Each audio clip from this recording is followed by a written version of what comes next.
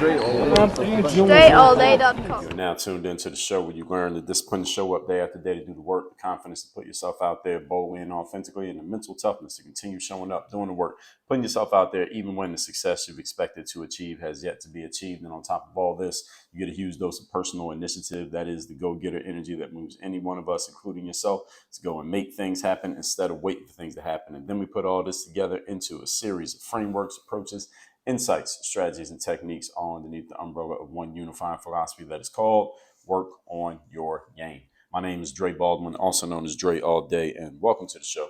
And today's topic is everything is your fault. Yes, you heard me right. But before I get into that, let me tell everybody, I send out a text message every day that's guaranteed to have you focused, sharp, and on point to start your day.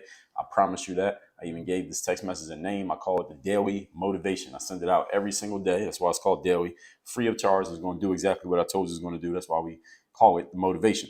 You want to get this text. So all you got to do is text me at my number, which is 305-384-6894. And every morning when that text goes out, you and everyone else who's in my text community, we're a couple thousand strong right now, will be receiving that message straight to your phone every single day for free. Secondly, Work on Your Game University. That is the place where I coach people. If you want to be coached by me, you come to workonyourgameuniversity.com. You want to get access to all of our best courses, trainings, and frameworks like the Bulletproof Mindset, the Work on Your Game system, Sell Yourself, Content Machine, Next Mission, Business Builder Framework, 30 Days of Discipline, ASAP Confidence, 25 hours, and a whole lot more. Go to workonyourgameuniversity.com. The number to text me and the link to the university are both down below in the description to this, wherever you are listening to this, probably the audio apps. Now, all that said, let's get into this topic, which is everything is your fault. And I do mean everything. So today's masterclass is going to be a splash of cold water in the faces of any of you who may have found yourself sleepwalking through life and your career right now, while certain unfavorable circumstances you have allowed them to persist in your life. We're going to get into that right now here today. And I don't even need to give too much more of a background because everything I need to tell you is going to be in my points. Let's get to it. Point number one. Topic, once again, is everything is your fault. This topic is really about extreme ownership. That's what this is about. It's about taking full ownership of everything that occurs in your life and everything that, whether it's something that you have allowed to occur, something that has occurred outside of your control, outside of your influence, or something that you have actually done, whether you intended for it to happen that way or you did not. If it's occurred and is in your life, it's on you. All right, every single outcome in your life is a result of an action, an inaction, or some confluence of both that came from you. That is the acceptance that I want you to have through today's episode. That's the point that I want you to accept. Either it's something that you knew about and you didn't do enough to stop it from happening, or something that you knew about and you allowed it to happen, or something where you did something but ended up not being the thing that could either make it go the way you wanted it to go, or stop it from happening, or work out the way you wanted. Whatever it was, you are involved. Whether you did something or you did nothing, or you were in between, or let's say you did the right thing and it just didn't work out, or you did the wrong thing and it didn't work out, or you didn't know anything. Your ignorance got in the way, and now you must pay the price for that lack of knowledge. That's all ignorance means. It's just a lack of knowing something. I took a 2-leg flight back from Las Vegas to Miami recently. 2 legs means there's a stop somewhere in a layover. So it wasn't a direct flight from Vegas to Miami. It stopped in a different place and then it came to Miami. And on this 2-legged flight, the first leg got delayed leaving Las Vegas. And because of that delay, the length of that delay, I ended up missing my connecting flight. And because I missed my connecting flight, the delay was about an hour. I only missed my connecting flight by about 15 minutes because if I have a connecting flight, I usually make sure it has a nice enough gap that even if there's a delay, I still don't miss my connection, but I still miss my connection. And missing that connection cost me an entire day because I couldn't leave until the next day. And I had to spend $250 on a hotel and food that night in the town that I was stuck in. I was stuck in Minneapolis, St. Paul. And it cost me a day plus $250. Now, yes, I did get in touch with the airline and bitch to them about what perks I could get out of them because of this situation. But in the big picture, it wasn't really on the airline because sometimes flights get delayed. These kind of things happen in the airline industry. Any of you who flies 5 or more times per year, I'm sure you've been in situations where the plane got delayed, whether you had a direct flight or not. This is just stuff that happens. It was on me. It wasn't on the airline. It was on me. The airline's going to pay for it because their flight did get delayed like it wasn't supposed to. But it was on me, the fact that it cost me a day and $250, nothing the airline can do to give me that day back. All right, what do we talk about here all the time? Time is your most valuable resource. Once it is used, you can't get it back. Even if somebody pays you money for a time of yours that they have used in a way that was not welcome or planned, you can't get the time back no matter how much money they give you. But they are going to give me money to make up for the time that they took from me. And that $250, I had to pay the hotel and I had to pay for the food that they did not cover. So the whole point is, it's all on me because I'm the one who chose a flight that had a connection. I could have easily just chose a direct flight. Maybe it would have cost me more money. Maybe I would have had to leave at a different time of day. Maybe I would have had to suffer through a red eye flight, which I don't really like taking red eye flights. And that's probably why I didn't take a direct flight, because I wanted a flight that would actually get me home on the same day that I was actually leaving. So any of you who lives on the East Coast, or you don't have to live on the East Coast, but if you fly from the West Coast to the East Coast of the United States, you are losing a significant amount of time. Often you're losing about 3 hours in real time because the East Coast is 3 hours ahead of the West Coast. So your day, that particular day, is a little bit shorter. And often, I don't know why airlines do this. There must be a strategic reason to it. But a lot of times, flights coming from the West Coast going back east leave late at night. At least the direct ones, they leave late at night. So the flight will be at like 10 o'clock, 11 o'clock, 12 o'clock at night. So then when you arrive, it's 6, 7 o'clock in the morning, but it's a red eye. So you're losing 3 hours, and that's time that you normally would be sleeping. And I don't like to do that. But I made the choice, knowing all of this, to choose a two-legged flight, and I ended up losing, in this situation, a day and $250 of my money. So I put myself in a position where something like that could happen. So I had to take ownership of that. See, I want you to understand, I'm using just this flight situation as an example, but you can apply this to anything and everything that's going on in your life right now. You should apply this to everything going on in your life right now. This level of being brutally honest with yourself, brutally self-accountable, gives you increased responsibility. Why does that matter? Because responsibility equals power. And everybody wants power, even if it's not power over others, it's power over yourself and your life and your outcomes. You want power over your outcomes, you must accept full responsibility over the same things that you want power over. Anything you want power over, you must accept responsibility for. So if you want power over your time, you got to accept responsibility for every single minute of your day, regardless of whether somebody else did something that caused you to use it in a way that you were not planning. You still have to take that responsibility, because, well, why were you in a situation where that person could take time from you, or something that you did to cause that? All right, so if your kid is sick and you end up spending 3 hours of your day caring for your sick child instead of doing work that you needed to get done, so some of your work gets pushed back to the next day, and you're like, damn, well, my work got pushed back to the next day, but it's only because my kid was sick. You're still annoyed that your work got pushed back, but you knew you had to take care of your kid. That supersedes the work. It's still your responsibility. Is that your fault? Yes, it's your fault.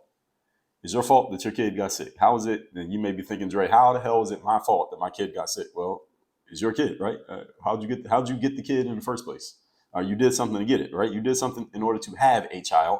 You did something intentional. Either you adopted the child, you accepted the child that came from someone else, or you went and created the child. So you did something in order to be in a position to have a child. That child got sick. That is your responsibility. You don't want to take that responsibility. You also are not allowed to have the power. So pick your struggle. All right, which one you want it to be. Point number 2.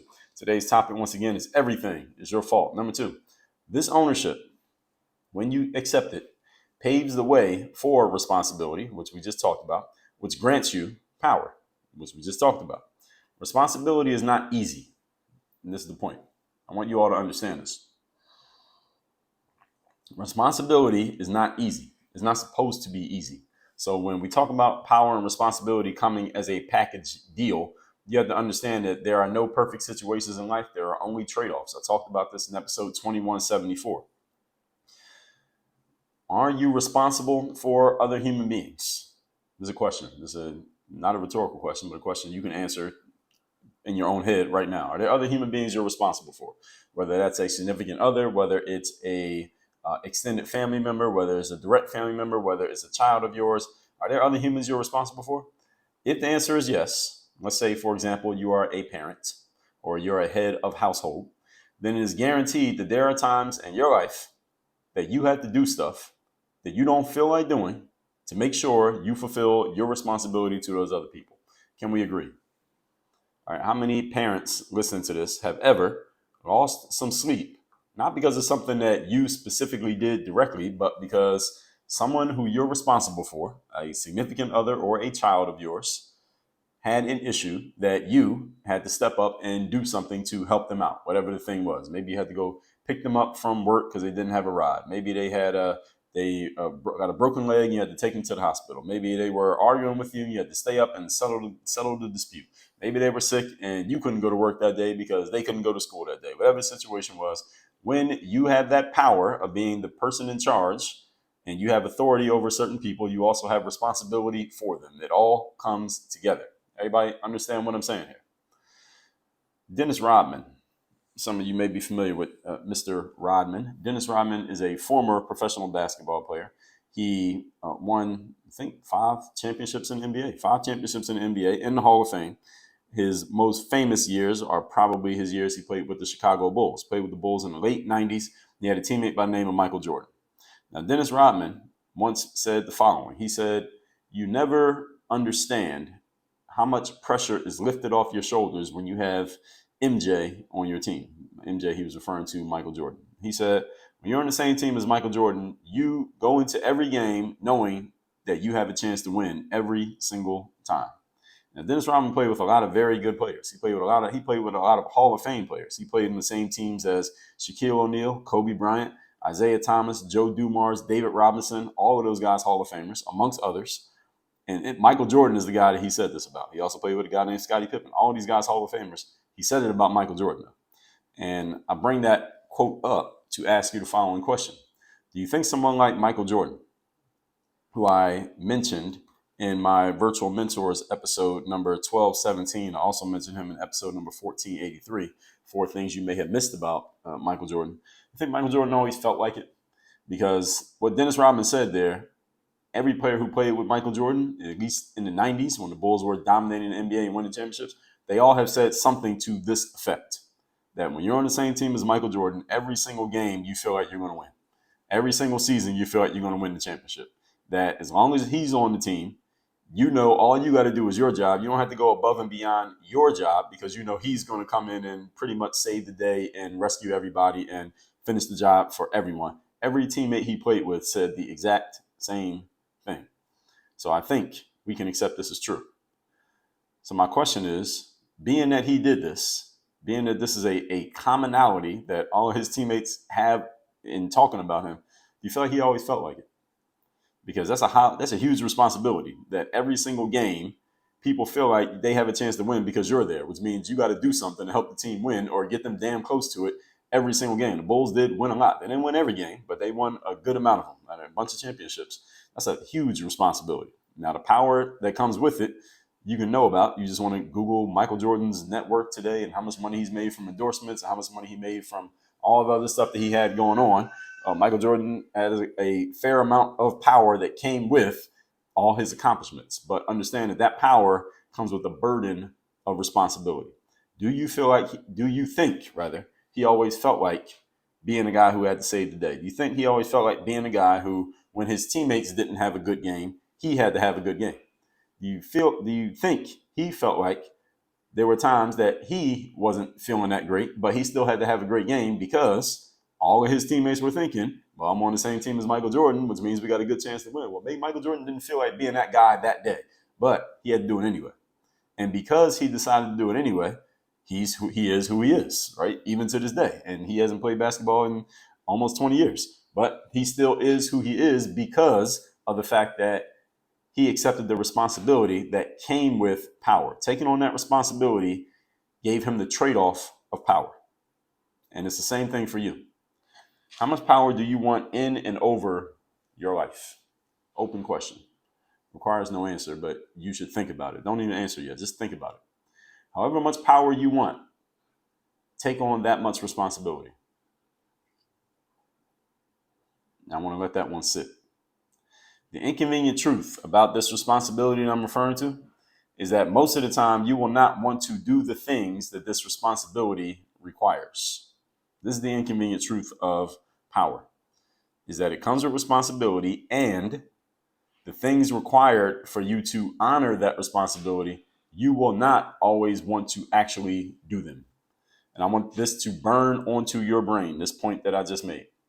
It is easy to take on responsibility when you're doing stuff that you feel like doing, stuff that you want to do, and stuff that is fun for you. The flip side of responsibility is that when you have to do stuff that you don't feel like doing, you are not allowed to call off. All right, you're not allowed to take the day off. You're not allowed to take that evening off. You're not allowed rest. You're not allowed some time to step away. You're not allowed a mental health break. You're not allowed any of that. You got to show up and deliver anyway. Now, I want you to ask yourself the question again. How much power do you really want?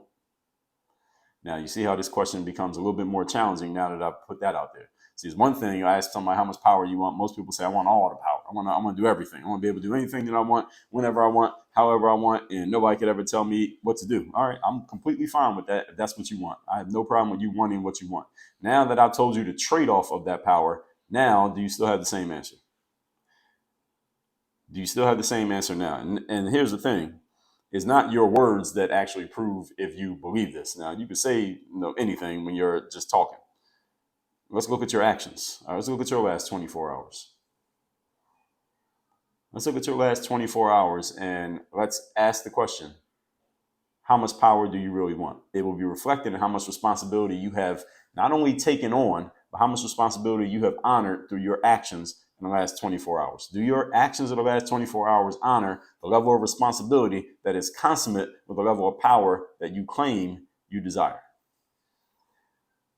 And then let's look at your next 24 hours.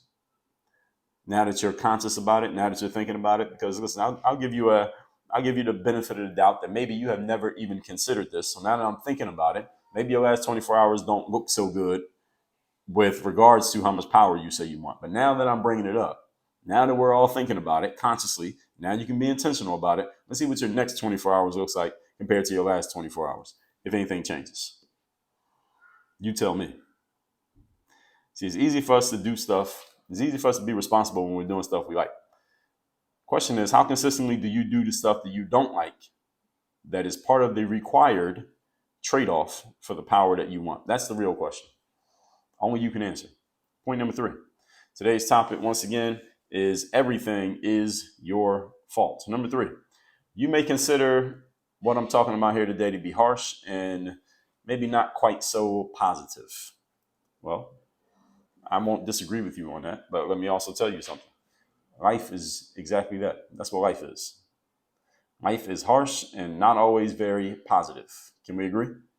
So you should get used to the fact that something that you're getting here on this show is harsh and not very positive, and you need to get out of the fantasy world of thinking that everything is supposed to be easy and fun and positive and making you feel good and all of that. All right, that's the fantasy world. That's the Sesame Street, Barney and Friends world, or for those of you a little bit younger demographic, SpongeBob and Dora the Explorer world. That's not the world that we actually live in. All right, the more harsh you are on yourself, the easier life will be on you. Many of you are and have continually been coached to be soft on yourself, and then you wonder why life is hard on you. I talked about this in episode 2561. Title of the episode is The Slap in the Face That You Need, also known as Stop Softening Reality. Many of you are just so soft on yourselves, and then you wonder why things don't work the way that you want them to work, simply because you're so soft on you. You are not hardened enough or mentally tough enough to deal with the inevitable challenges that will show up in life, because you haven't prepared yourself for those challenges. Not that you can't ever deal with them, just you haven't put yourself in a position to be ready for them, because you've been softening reality in your mind. You have a soft mentality. And when you change that soft mentality, it'll be much easier to deal with the rest of life, because you're so hard on yourself, the rest of life feels easy. We mentioned Michael Jordan earlier in this episode. Michael Jordan talked about how in practice with his team, he would try to make it as hard as possible on himself and his teammates, so that when they got in the game was easy compared to what happened in practice. And is the reason why that's one of the reasons why they won so much, because he was harder on himself and his teammates, Michael Jordan that is, than the opponents were. The Knicks and the Pacers and the Lakers and the Heat were not harder on the Bulls than the Bulls were on the Bulls. That's why for the Bulls, when they played against those other teams, it wasn't nearly as challenging as what they had to do when they dealt with each other, specifically their leader, Mr. Jordan. So listen to episode 2561 if you have not already. Many of you, again, have just softened things. The world that we live in today does not make this any easier, this challenge of your mental softness, because our world is getting softer and softer by the day simply because we're being led by a bunch of soft and weak individuals. And many of you are compounding the situation because you are following these soft and weak people and listening to and even worse, adopting their bad ideas of softness. Question: where in life's instruction manual were you promised that everything was supposed to be positive and feel good and happy? Who told you that? Who told you that lie that in life everything's supposed to be positive and feel good and happy? You damn sure did not hear it from me. So I don't know what else you're listening to other than this, other than me, but you damn sure didn't get that message from me. So you must be listening to some other folks besides me. Why? I don't know, but that's what only you can answer that question. All right. Sometimes I get people who reply to one of my daily motivation texts, and they'll say, "Well, what you're sharing here, Dre, is kind of harsh, or it's not that positive, or it's a little bit negative." I guess some people will say from time to time, depending on what the message is. What these people should be doing, instead of replying and telling me that the message is not as positive as maybe they wanted or expected, as if I am supposed to give them a positive message. Daily motivation is not called the daily positive. It's called daily motivation. So I don't know where they got this false expectation that the message is supposed to be positive. It ain't. But people will share it and say, well, the message isn't that positive. Well, what you should be doing is thanking me. You should be texting me back and thanking me. Like, Dre, thank you for giving me this slap in the face that I needed, because it'd be better to get it from you in a text message that is completely harmless than to get it from life and have it slap the shit out of me when I'm not even looking and don't see it coming. All right, better to get it from me in a text message than get it from life when you don't expect it. All right, that'll be a worse one. That'll be the one that knocks you down. If you know anything about combat sports, all right, it's not the hard punch that knocks you out, it's the punch that you didn't see coming. So you should be happy when somebody gives you an intentional slap in the face. At least you got a chance to prepare for it. All that said, let's recap today's class, which is everything is your fault. This is a splash of cold water in the face of those of you who may be sleepwalking right now. Point number one, this is about extreme ownership. Every single outcome in your life is a result of an action or an inaction or your ignorance or your commitment. Something you did or did not do led to that situation. Even if it was indirectly, you put yourself in a position to be affected by it. So that means it's on you. And the reason that I do that is because the more responsibility you take, the more power you have. The more power you have, the more influence you have over circumstances. Most of you want to control more circumstances than you are currently controlling. I just gave you the formula for how to do it. Number two, this ownership paves the way for responsibility, which grants you power. And understand that responsibility is not easy. Now, responsibility is easy when you're doing stuff that you like. How much responsibility are you willing to take on when you're doing stuff that you don't like, that you don't want to do, that you don't even want to be dealing with, but you know you have to because it's part of the trade-off of the power that you want. Thinking about the power that you want, look at your last 24 hours and ask yourself, are you taking on an equal level of responsibility? If the answer is no, then you need to make some adjustments immediately. And number three, you may consider this to be harsh and not very positive. I'm completely fine with you thinking that because I agree. All right, life is harsh and not very positive. You should get used to it. Get out of the fantasy Sesame Street world, because it ain't supposed to be positive and feel good all the time. So if any of you ever get one of my daily motivation texts and you say this message is not very positive, good. That's exactly what it's supposed to be. Life ain't supposed to be positive. Life ain't positive. Life is just life. And sometimes it'll make you feel good. Sometimes it will punch you in the face. Question is, what are you going to do when that happens? Not if it happens, but when it happens. And if you listen to this show every single day, I've already prepared you for this. I told you about this actually in episode 1821. What to do when you experience a punch in the face. All right, so I got all this laid out for you. The question is, are you listening and are you applying this? That's the real question. So with that said, speaking of such, text me so you can get my daily motivation I send out every single day for free. My number is 305-384-6894. Let me know the best point you got from today's masterclass. Secondly, Work on Your Game University. That is where I do all my coaching. That's where you get access to my best trainings and frameworks and my best award-winning courses that you can only access as a member of the university by going to workonyourgameuniversity.com. Work on your game. Dre, all